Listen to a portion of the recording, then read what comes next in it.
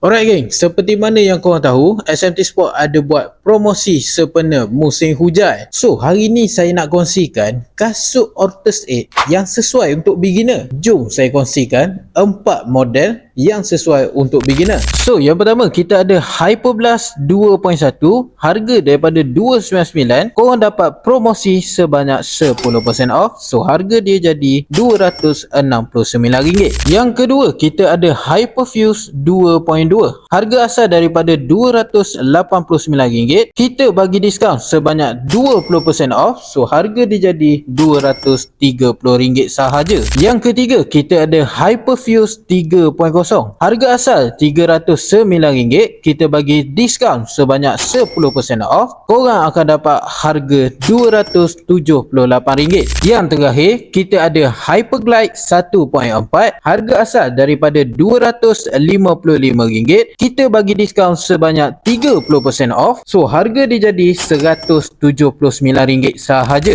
So itu adalah 4 model yang sesuai untuk beginner. So kalau korang nak dapatkan harga diskaun macam ni, korang boleh hadir ke SMT Sport Kuala Terengganu ataupun beli secara online di website SMT Sport. So daripada keempat model tu, yang mana satu yang menjadi pilihan korang? Cuba komen dekat bawah.